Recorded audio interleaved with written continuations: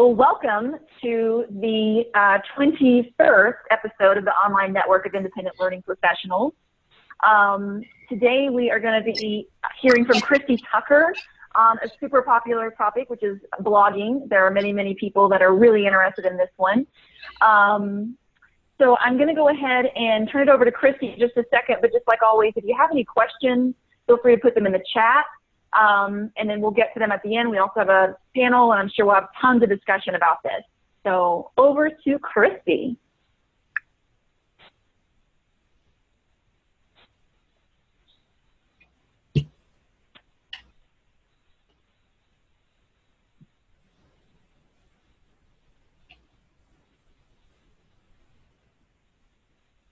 Just realized that I probably,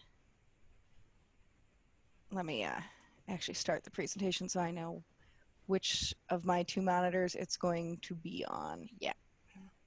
Perfect. And I'm going to take that time while you do that to mute everyone and then unmute you. So 1 second. All right. So everyone's muted except for Christy. All right. We are ready when you are. All right. Slides are up. Everybody can see them. Perfect. All right. Yep. Blogging to build your business. All right. So I'm specifically going to be talking about the idea of blogging to build your business today. Because when I was trying to think about how to narrow down this topic to something that I can do in a short amount of time so that we'll have time for lots of discussion, which I'm sure we will on this topic.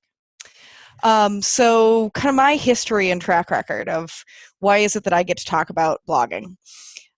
So I started my blog in December 2006. So this year it will be 10 years of blogging. I've done, 9 in a little bit now. Originally, I started my blog for my own professional development. Freelancing was not on my radar 10 years ago. That wasn't really the plan. The stats here are as of a couple of weeks ago. The 2015 total was about 182,000. That is down a bit from 2014, which was like 193,000. I'm averaging about 15,000 views a month right now. I have 1,700 subscribers on WordPress, 500 on FeedBurner, 1,000 on Feedly, probably somewhere around 3,500 subscribers total. Counting all the RSS readers and LinkedIn followers, plus about 2,000 on Twitter. For a couple of years, I was actually on the first page of results for the phrase instructional designer on Google search, which is why, and I'm not there anymore as they changed their algorithm, but that is that I still get about half my traffic comes from search engines. So this is because in 2007, I wrote a series of posts about instructional design careers, including a post called "What Does an Instructional Designer Do?" That post has gotten 200,000 views, and still gets probably 100 and something views a day. So this is my credentials of why I get to talk about this. However, I will point out that number in 2007 was not very good. So if your stats look like mine in 2007, do not despair. It can get better.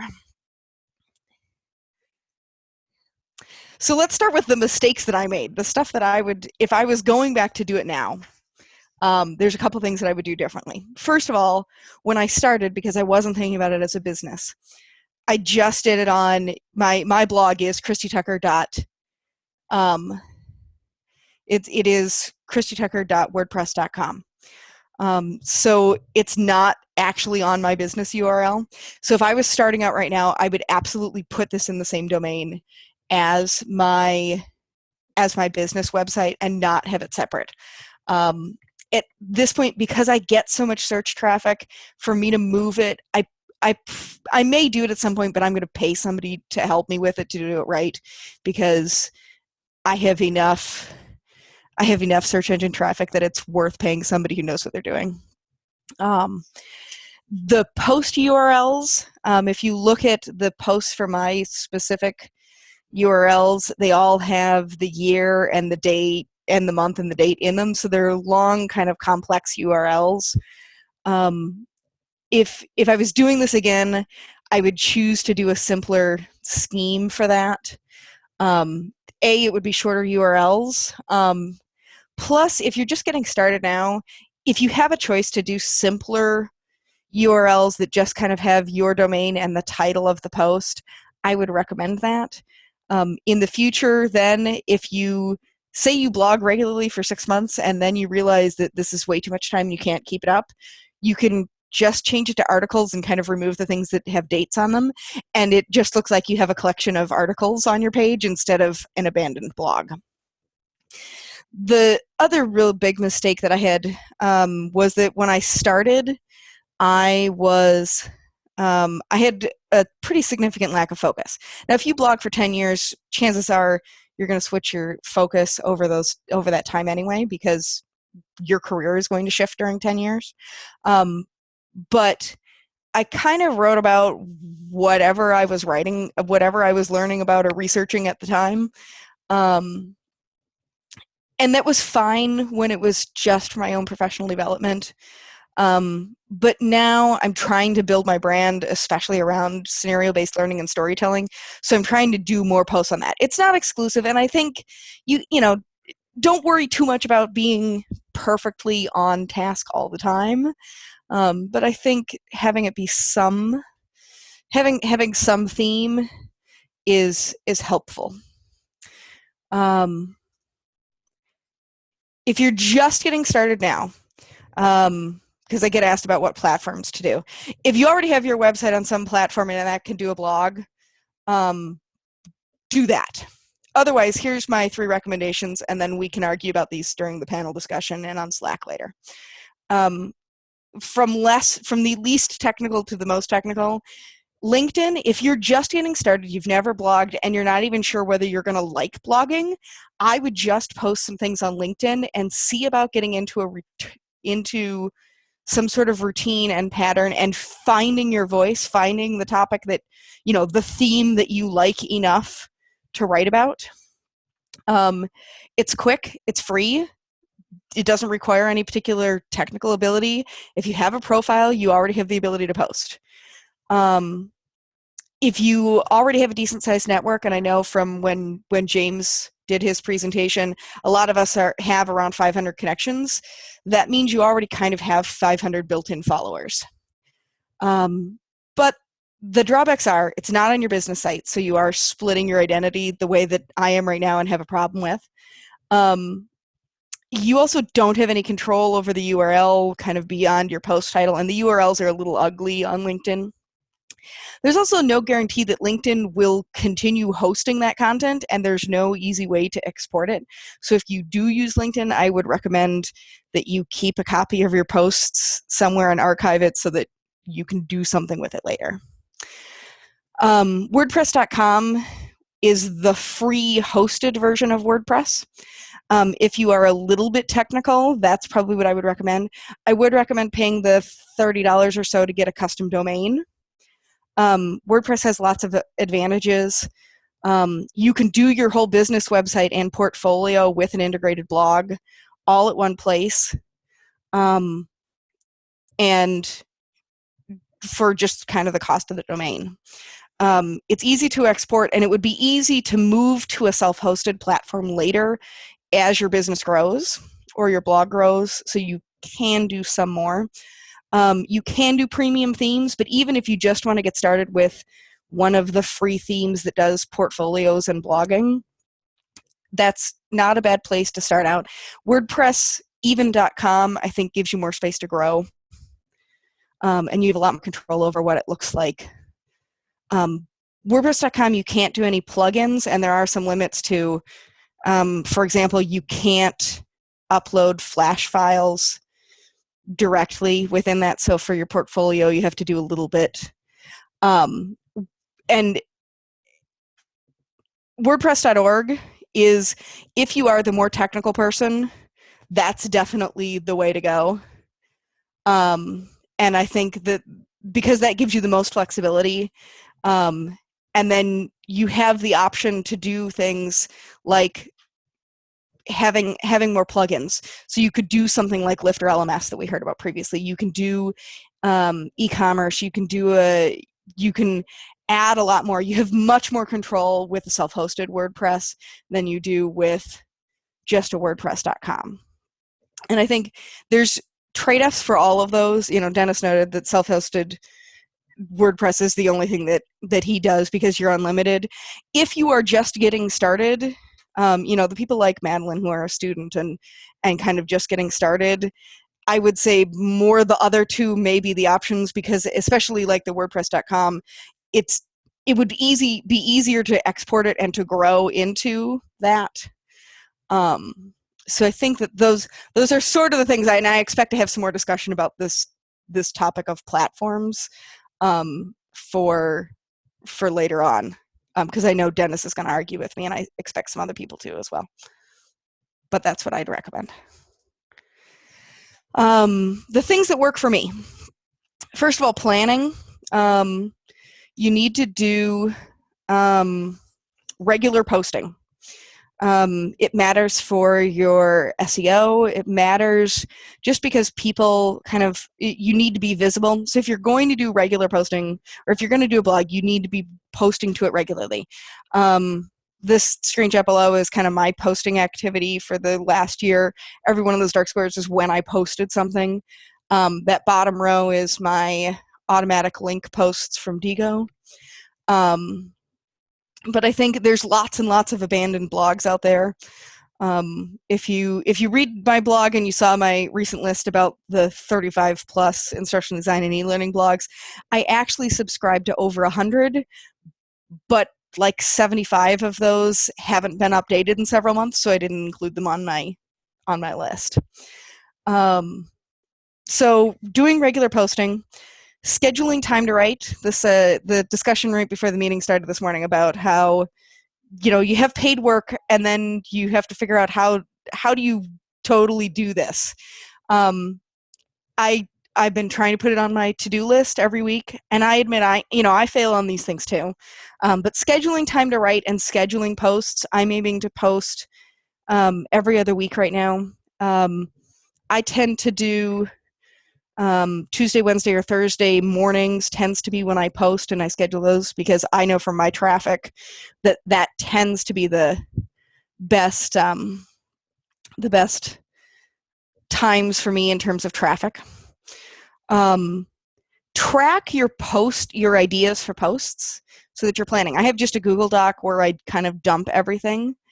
You can put this in if you're an Evernote user or something else, some platform, and literally even a document's okay, that every time you come up with some idea of something you might write about, put it down. So you don't have that problem of looking at the blank screen and having no idea what you're going to write about. So I have a whole list of topics that I have done based on questions. So the graphic on the bottom of my slide right now, Ant, is actually from within the WordPress interface. It's just a screenshot. So that's kind of how I have ideas. I do also kind of have a tentative schedule for myself of this is what topic I'm going to write about next. I don't hold to that real tightly.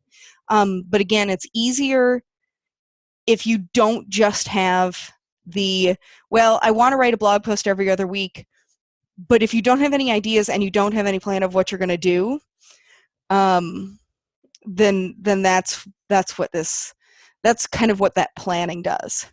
I also like sometimes doing a series of posts because that does also make it easier to plan. I probably will do a couple of posts related to the topic, to this content that I'm doing here. My instructional design career stuff was a series of posts. I did one a couple years ago that was a 4-part series on writing voiceover scripts. And again, it makes it easier to plan. You get some momentum going. So I think that those things are all good. In terms of writing, make sure you write for online. Generally speaking, blog posts can be much shorter. You can do You can do your, break it up into sections, do the reverse pyramid. There's all sorts of sources about like how to write for online, but do think about those things of how you're going to do that. I use content from other sources. So I'm active in LinkedIn groups, and I have done several posts that are related to questions that have come up in a LinkedIn group, or if I answer something in eLearning Heroes, then, okay, by the time I've written a 2-paragraph answer for one of those things, that's half a blog post already. So you should save your time. We're all really busy. So save your time. If you answer a question on email or in one of those other forums, figure out how to make that into a blog post because it's already half written. You can also do kind of the reverse of using blog content for other uses. One of my long-term goals is to write a book about scenario-based learning.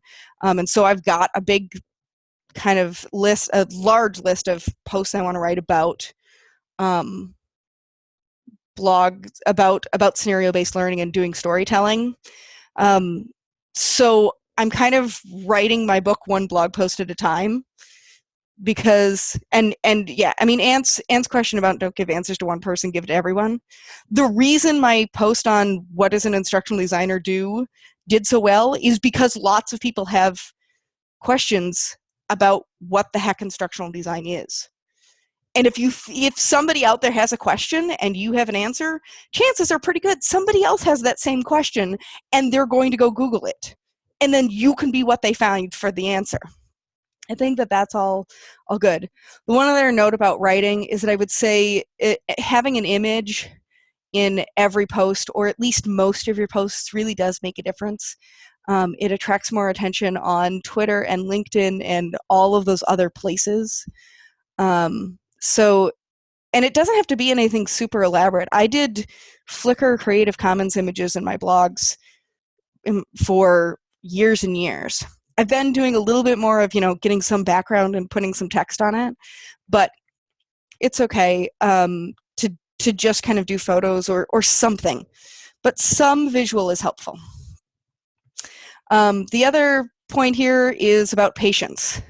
If you remember that picture of the stats from the beginning, in all of the year 2007, I had 17,000 views. I get almost that much in 1 month now. So I think that's, I had someone contact me because they had just started a blog and, within 2 weeks or whatever, they hadn't really gotten any traffic yet. And some of this is patience. Some of this is you do have to go promote, especially at the beginning. But I think there's also giving yourself permission to be patient. Even if you're not getting a ton of traffic, blogging can be good because it does help you articulate your thoughts. It does mean that when clients do look at your portfolio, even if they find it some other way, that they see that you know what you're talking about. And it is a way of establishing yourself as an expert, even if you don't get a ton of traffic from it. And traffic isn't the only reason to do this. Yes, I get a lot of traffic, and yes, most of my clients find me via my blog. But there are other benefits to blogging.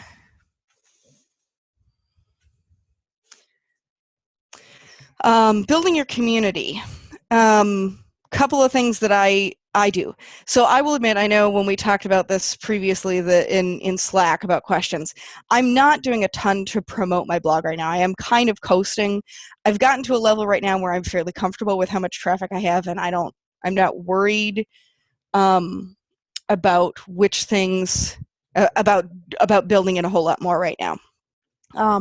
But automatically sharing on Twitter, LinkedIn, Facebook, again, that's easy to do with a WordPress blog. There's other platforms have ways to do that too. But I don't spend really any time on that. When people comment on your blog, you should reply to them and interact with them. This is because then those people will come back and be more engaged with your blog. Linking to other people is another way to get some feedback. I often get pingback notifications when somebody has linked to me, including, every time the cross-linking helps your SEO ranking. It draws the attention to other people.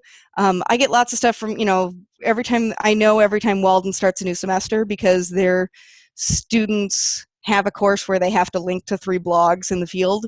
And so I get a bunch of notifications, but then I go and comment on the people who are talking about my blog. And I think that is one of the big ways that I got to know lots of the other bloggers in the field, was by linking to their blogs and then by going and commenting on their blogs too. If you go back to presentation 1 to episode 1 of this group, when I talked about finding clients and how clients find me, there is that idea of being a good neighbor and interacting with the community and giving back to the community is all part of that networking that helps build your reputation as somebody that people want to work with. Answering reader questions is, again, part of how I've done things. Promoting comments to posts, I haven't done that as much recently, but especially when I was building my blog in the beginning, if somebody asks a question in the comments or makes a really insightful observation in the comments, you can do another follow-up post that links back to your original post and promote what that other person said. You link back to whatever their site is, so they get a warm fuzzy for you giving them recognition for whatever insightful thing they said. And you get kind of a half, again, you get half of a blog post that's written by somebody else. The one promotion thing that I have done, submitting to, there's a blog aggregator site called eLearning Learning, which just aggregates blogs in the e-learning field. I get more links via eLearning Learning than I do from Twitter, LinkedIn, or Facebook. So if you have a blog and it's not on their list, I highly recommend you you do that, even though the name I agree is kind of awkward. In terms of SEO, I think somebody had asked in Slack about that. And really, mostly what I would worry about in terms of SEO is posting regularly and having quality original content. I would not worry about tricks beyond that for the most part. There are some things that you can do, but for the most part, don't worry about writing clickbait headlines and doing fancy tricks, because Google changes their algorithms. And for the most part, updating regularly, if you don't update for 6 months, that will in fact hurt your search engine rankings. But if you have quality original content, you're linking out to other people, people are linking into you, and then you're updating it regularly, then you probably will do okay in the search engines. So it's almost 11:30 my time. So shall we switch to questions and the panel? I've been trying to watch the chat a little bit, but I'm sure I know I didn't catch everything. So Patty, are there some specific questions for me, or do you just want to jump into the panel? How do you want to do this? Yeah, well, we'll go ahead and jump into the panel and also have you. So today on the panel, we have Shannon, Ant, and James, and then of course you. There are a few questions, and if anyone has thoughts that's on the panel, or Christy, feel free to jump in. One question that Karen just asked is how frequently is regularly, and so how often did you say that you generally do posting?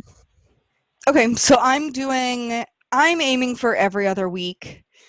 If you post more, it does, if you can post as often as Justin Ferriman at LearnDash, you will build your traffic much faster than I am at my every other my every other week. Even once a month, though, would be better than nothing. Every 2 weeks seems to be about the manageable level for me with work. Got it. Yeah. And what about everyone else? I know, Ann, you post regularly. Like, how often do you post? So I started blogging on Litmus as a guest blogger about 5 years ago. So that's where I started. And then I started on my own site last year. And I used to blog like once a month for Litmus. And then when I started my own site, I tried to start doing it once a week. And I just couldn't keep up with that. It was just too intense. Even though I started this new habit of trying to write every morning before I start my day's work, I just try and bang out, like try and do 1,000 words in one go. And what I've actually found with what I've got now is I've got probably 100 half-written posts because I just kind of type everything that I'm thinking, and I've got the actual time it's taking me is not writing the content, but going back and editing it and adding links and adding pictures and tidying it all up. So that was a long way of answering the question. But yeah, I'm now sort of sticking to about twice a month because I think once a week is just too intense. And until I've got to a point where I've got maybe some passive revenue coming in and I can afford to take a couple of days to really focus on that, it's just, yeah, with client work, it's just too much to keep up with. So yeah, twice a month. I find for myself that I try to blog about once a week. I'm a little bit different than Ant and Christy. I don't have as much work as you guys, so I have a little bit more time to write. What I normally do is I contribute a lot on LinkedIn. So what I do is at the end of the week, I look at the things that I liked or I commented on, and I really do what Christy talks about is if I already commented on something, I already have about a half a blog post ready to go. So sort of at the end of the week, sort of allowing that to percolate, think about what they talked about, and sort of write my response. If you look at my blog posts, they're really just recaps of what I did that week, stuff I read, stuff I looked at, people I interacted with. It's really just about me. It's not about business for me, my blog posts. So I think that's a really good point as well. Sorry to interrupt. Just one more point on that. I think it's really easy to get stuck in the mindset of having to really make your blog post this perfect work of art and spend weeks and weeks, getting it to be like a, perfect, as if you're writing a book. And I think the key to successful bloggers is that they write something and then they post it. They don't spend hours and hours making sure it's perfect. Obviously spell check it, maybe get somebody to proofread it. But I think that's the key to blogging regularly is when you see something, knock it out quickly, and then you can post it pretty much straight away, or schedule it to post maybe on if you pick a day of the week that's good for you, like every Monday. I think most of these tools have the ability to schedule your post to go out on a specific day. And I heard one person say that they actually set their schedule to post every Monday, regardless of whether there's information in there. And that's the way that they do. That's the way that they ensure that they always write their blog, is because they know that on Monday morning a blog is being posted regardless of whether it's got any content in there or not. So it's kind of like a scary way of making sure you actually type some information in there that's going to get sent out. Sorry to interrupt, Patty. That's fine. Yeah, that's very helpful, and I really like one of kind of tying into that. That's one of the things that Christy was kind of talking about, which is just letting things come to you, like whenever you're already posting in forums and answering questions, and so very similar. Madeline had a question kind of tied directly to that, which is talking about finding your voice. She said that her blogging currently lacks focus. I know that's something that Christy originally struggled with, she mentioned. So anyone on the panel, so maybe we'll start with Christy, and then if anybody else on the panel wants to talk about how did you find your voice? How do you, figure out like what exactly do you want to blog about? So, but Christy up first for that. So I would say I've probably figured mine out through trial and error. I mean, it is kind of practice. That part of how you find your voice is by doing the writing and doing it regularly and making yourself get it out there. And as Ann said, you can't perfect. I mean, yes, there is some. You do want to edit it, and you got to figure out what that balance is. But I think that there is something, and I do think that people really worry if they don't have very much traffic right when they start a blog. But really, it's kind of nice to not have a lot of traffic at the very beginning when you are just figuring out how to blog. You actually would rather people not read those very early posts. Don't actually go back and read my posts from like the very beginning of 2007 because they're kind of terrible. And it takes a while, and I think part of it is practice and just getting out there and doing it. If you have particular passions, the stuff that you are really good at, or that you care about, even if you're not great at it, but you're learning about it, I think it's okay to blog about things that you are learning about. I think that's actually really helpful to people, where it is I had a problem and this is how I solved it. Somebody I was talking to said that she hates reading all these blogs that are, nobody's talking in a blog about how being an instructional designer in the real world isn't like what they taught in grad school. It's like, you should write that blog. You should be the person to write that. Like, go write that thing about what you're learning out in the field, practical, as opposed to what you learned in school. That's a good topic. You probably have more to write about than you think you do. Great advice. Any other, anyone else want to talk about how they found their voice or how they went from lack of focus to a focus or anything like that? I think the easiest thing was, like you said, just getting started. For me, I tried to think about originally like coming up with good topics that my readers are going to care about. And that's where you start seeing some of the poorer posts or sort of the long time between posts. And then when I sort of decided to just move to things that I'm looking at every day, it became so much easier to really write about because I'm interacting with it every day, or it's something that I'm thinking about in passing, and not necessarily something I'm focusing on all the time. And this is supposed to be something that we do to help sort of get out what we're thinking about, right? So that's sort of how I did it. Yeah. Well, and for me, I know it definitely, there is an evolution, I think, to what you love to do. Dennis just wrote that he only writes about things he cares deeply about and actually knows about. And so for me, that's also something, in the beginning when I started blogging, I would write about basically storyline tips. I was a beta tester for Storyline, and so it's like, here's some nifty thing you can do here to make your courses more interactive or whatever. Well, now I'm at a point where that's really not what drives me. So now I'm a little bit more into the solving business problems. So now the blog is taking a shift because what I'm caring about is shifting. So I think that just naturally happens the more that you, the longer that you're in what you're doing. All right. Also, Madeline had a question. This is closer to the beginning of the hour about like the amount of time that it takes to blog. And I know Christy kind of touched upon that a little bit already. But if there's any other thoughts about like, how much time do you think it actually takes, and tips? I think we've got a few tips in here, like having some things that will publish it automatically and getting yourself on a schedule. Any thoughts around that? I'm spending 1 to 2 hours a week right now. That's my average from my tracking. If you do have slow periods, like in between jobs while you're waiting for reviews, that is a good time to start drafting a few things and have a few things in buffer for when things are busy again. I try to do that. Doesn't always work out, but that's the goal. Yeah.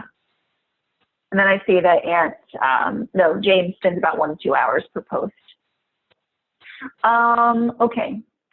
So James has also asked this question a little while back, so we'll go ahead and circle back to this one to learn about I don't know how to say it, Diego workflow? Diego, yeah. Diego?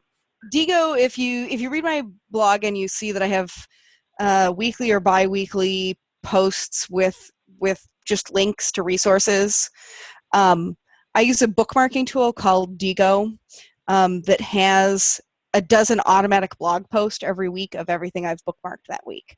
And Digo can also save all your favorites from Twitter. So if you're a Twitter user and you favorite things with a link in it, then it can save it to Digo, and then you can go from there. I set it up some years ago, and so I think it's changed somewhat, but it probably took 20 minutes to set up. So I would say, and doing some of those curated list posts, I know James is trying to do some of these too, whether you do it manually or do it automatically. I have it automatically post, but then it saves as a draft, and then I go in manually and clean it up, or it actually posts every week. But if I only have one link, I don't actually post it right away. I save it and combine it into things every 2 or 3 weeks instead. And I don't use if this, then that when I'm doing Digo. It's just, it is built into Digo. You do have to pay for that now. It used to be a free thing. There are ways to do, however it is that you are saving links as you find interesting things. And if you're not using some tool to bookmark things, some Evernote or OneNote or Digo or something, you should start doing that. It is a good way to get some regular posting even without doing writing as much. I post things, I write a little 1 or 2 sentence description, but Digo is definitely, Digo is aimed somewhat more academic, maybe than corporate. That's part of its thing, is to be sort of an education library thing. But that's the tool that I use for all my bookmarks, and that's what I've had for my blogging. If you look back in the early years of stuff, when I was doing lots of research and lots of bookmarks, I was literally posting things every day. So. Awesome. Does that help there, James? So, and James, if you have more questions about Digo, we can talk about it on Slack, or I should probably do an updated blog post. I have a slideshow on how I did Digo for my blog posts, but they've changed the interface since I did that. It's at least 5 years old. All right. And then Linda was asking about how do you auto share your blog posts, which I think you kind of mentioned there. And I don't know if, Linda, are you asking like auto share, like schedule them out, or like whenever you're posting it, at that point it goes? Or did you already get your question answered?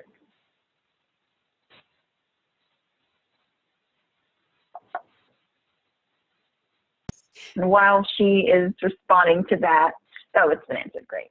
Good. I thought so. Just want to make sure. Okay, perfect. And then there were a couple of questions from Patty, and she was asking, like, how do you link to others? She was also asking about, like the importance of writing of a blog, what are the key reasons, and so some of those reasons, Christy's kind of mentioned, which, things like becoming an expert in something, and also it's a great way for marketing, really, and for people to find you. But any other thoughts from anyone about answers to Patty's question? Oh, just one other point of that, in terms of your kind of continuous professional development. When you learn something, if you then write to reflect on it, your learning is deeper. And even if you just approach blogging in terms of reflecting on your own learning, I think that's part of it. And I think that's kind of part of the purpose of it. And that was definitely what I started as doing, and that actually worked out. So, and yes, Shannon, I'd love to hear from you too. I suck at Over blogging. to you. Yeah. All right, so I'll just tell a story for the heck of it. Last year, 2015, was my 8th year I owned Kick Learning, and it was the first time, it was about this time, it was about March of last year, February, it was the first time I was slow in 8 years, and I got scared, of course. I thought, I'm never going to work again. I'm never going to feed my family. Crazy. But anyway, one of the things I thought about doing was blogging. And I actually, through a friend of a friend via Facebook, there was a woman I had been following for about a year who always is talking about blogging and LinkedIn and how she can help businesses and blah, blah, blah. And I thought, well, let me hook up with her, see what her advice is. And she talked about, blogging all the time, get your posts up on Pulse, do all this stuff. And so I worked and I created, I think, one blog, and it took me like 3 weeks to do this one blog. And I was totally stressed. And then at the end, she said, you got to get a picture for it. Oh, God, okay, that caused another 24 hours of stress. I put the thing up, got on Pulse, picked up whatever. She said that was phenomenal. And then she said, okay, now your next one. I thought, shit, I got to do this again? Not for me, guys. And it's not that it's not great, it's fantastic, but for me, I found it was just so incredibly stressful. Now, what happened is I hired a little marketing firm out of France, of all places. I'm in New Jersey in the US. How I found this guy, well, I'll tell you how. He was the first result on Google for small business marketing. So I thought he was doing something right if that's where he was placed. And he talked to me, and we did a new website, and he said, I said, how about a blog? Should I do a blog? He said, Shannon, only do a blog if you're going to be religious about it. You're going to do it, set up a schedule, and do it. I said, yeah, I'll do that. I'll do it, I promise. I never learned. This was, last November, December, we put up a blog. I did one post, which again was stressful. And just last month, I called him up and I said, I think you need to disable my blog. So he said, yeah, you're not contributing to it enough. Now, here's what I can also say about blogs. A couple of things. One, it does take a schedule, time, dedication. But what I found was I wasn't inspired to write my blog posts. I do blog on autism. My son is a 6-year-old autistic boy.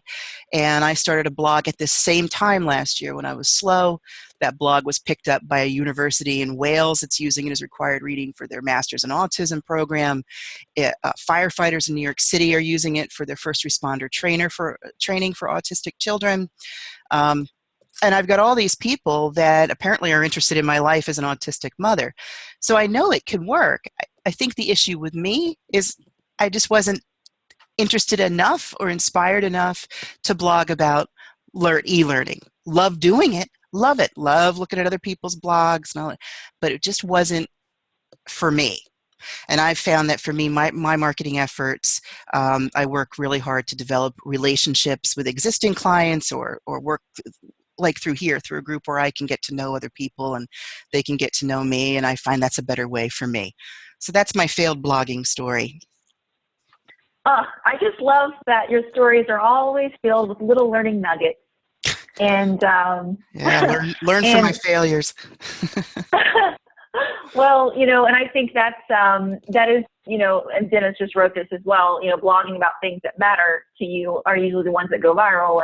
And that's really, I think, what it boils down to, and I think that's something that each of us have to ask ourselves, like, if it's a chore and we're not inspired to do it, then maybe our time would be spent elsewhere at this moment. Maybe it doesn't mean forever. And like for me, I'm currently writing a book on the side. And so my time mostly is spent with the book. And every time that I start writing a blog post, I think, I could be writing some in the book. So then I'm not so inspired. So I think that's a really, really good reminder. And this is definitely, blogging is not going to be the right solution for everybody. And if you take a really long time to write, maybe you're better off making YouTube tutorial videos or doing a podcast or doing, videos or something else. Doing some of those other things instead of blogging. And there's not one right way to do blogging either. This is what's worked for me, but there's lots of different solutions and what's going to be the right strategies. Another way.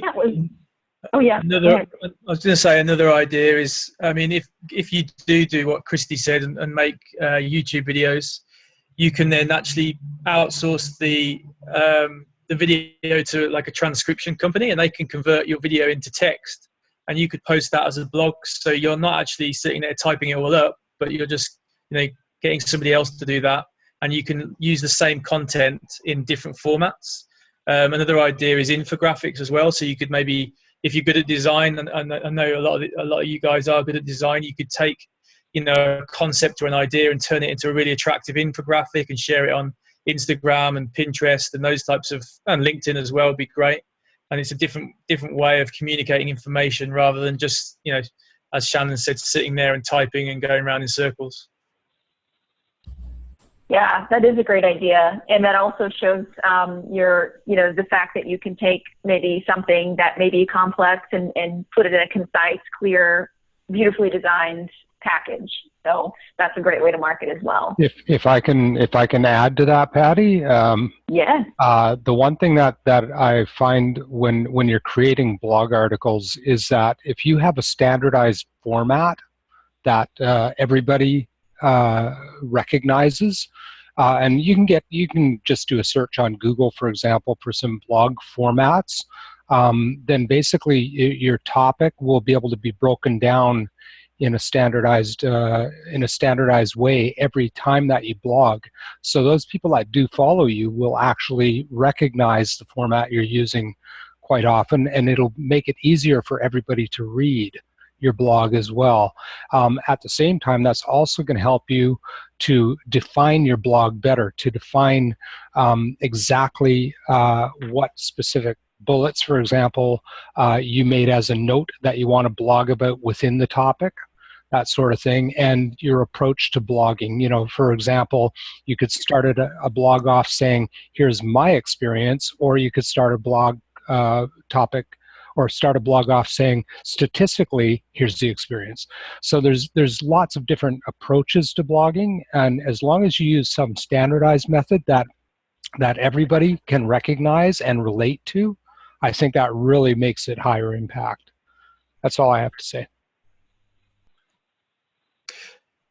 Just one more one comment as well.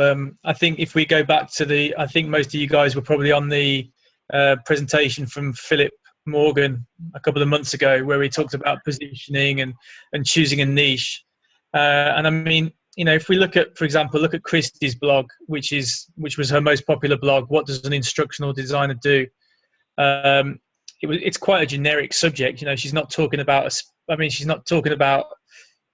it's generic in the fact it's not talking about a specific industry, but actually it's quite narrow in focus because she's talking about a specific job role.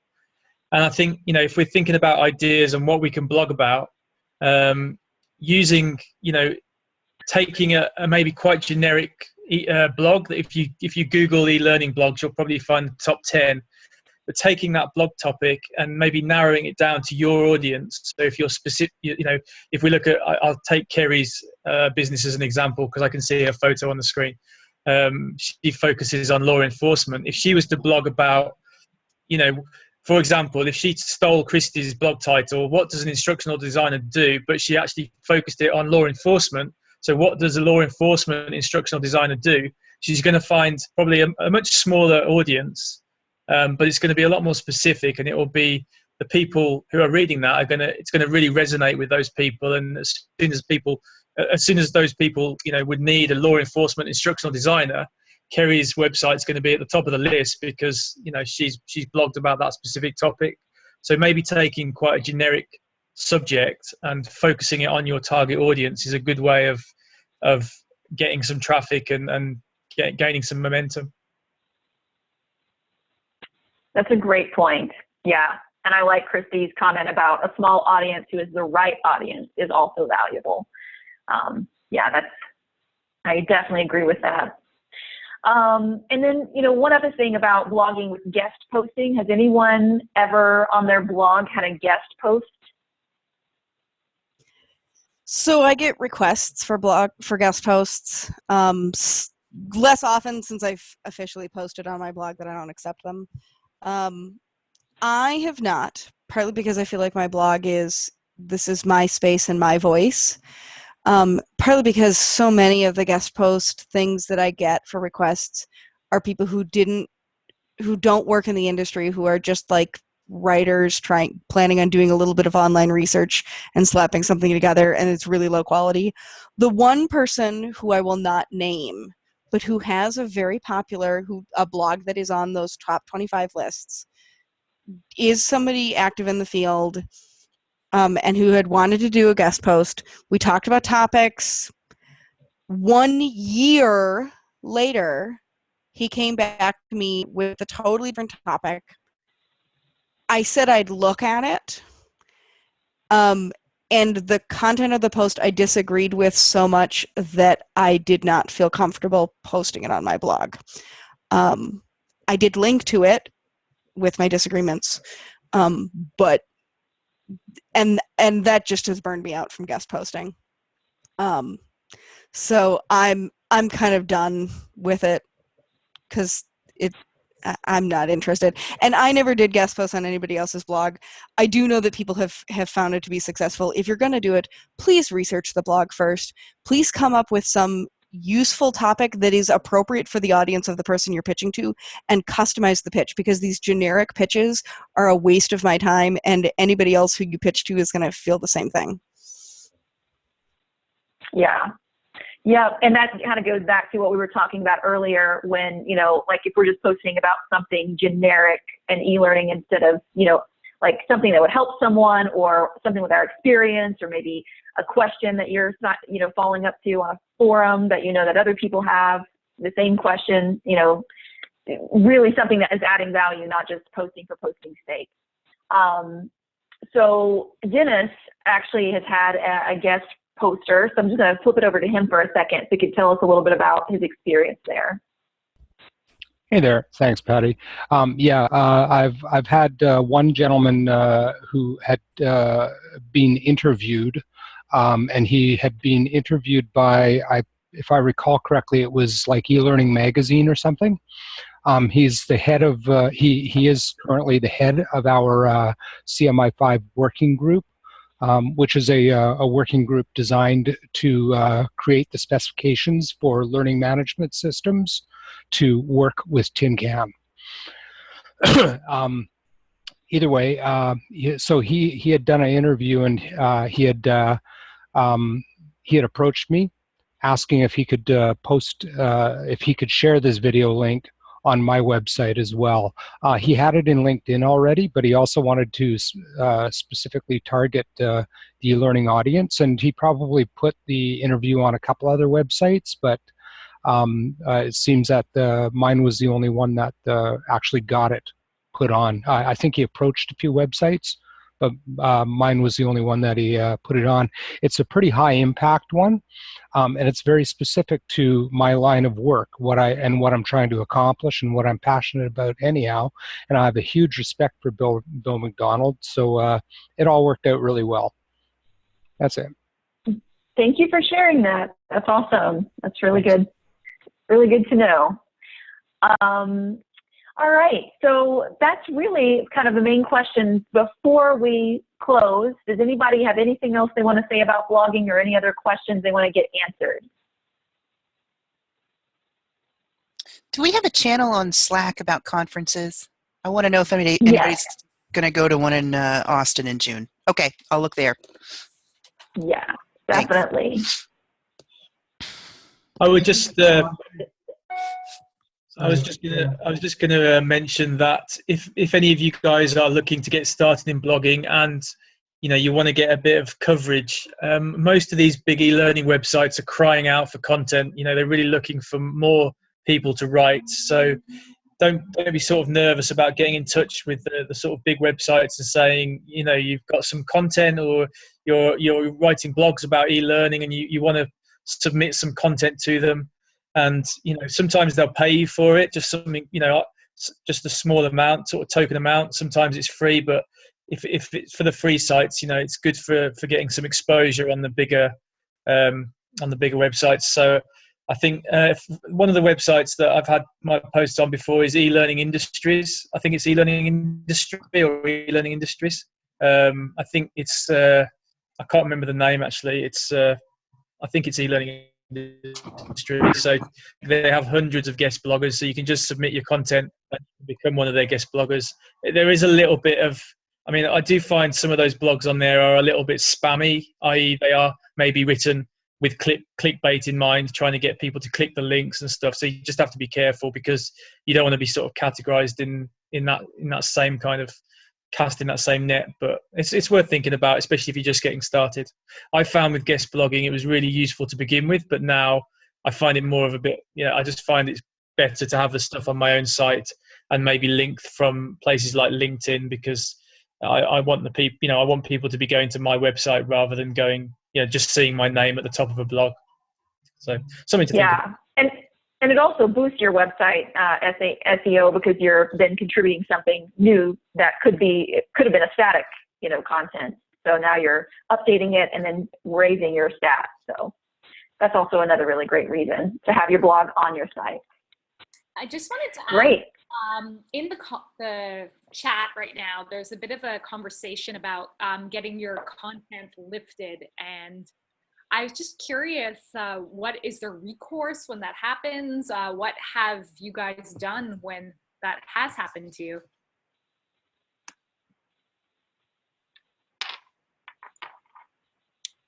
Well, that's never happened to me as far as I'm aware. I just saw that Karen commented that that's happened to her, and I know that happened to some of the Articulate blogs. They were copied and pasted into a blog that was based in India. I can't remember the name of the blog, but it was like one of those sort of curation e-learning websites, and they were just literally copying and pasting blogs and reposting them as their own to try and get traffic. But I, as far as I'm aware, that's never happened to me, and I'd be interested to find out from Christy and maybe if Karen's on the call still, she can. If that's actually happened to you, Karen, have you got a second to just explain what happened and how you found out about that?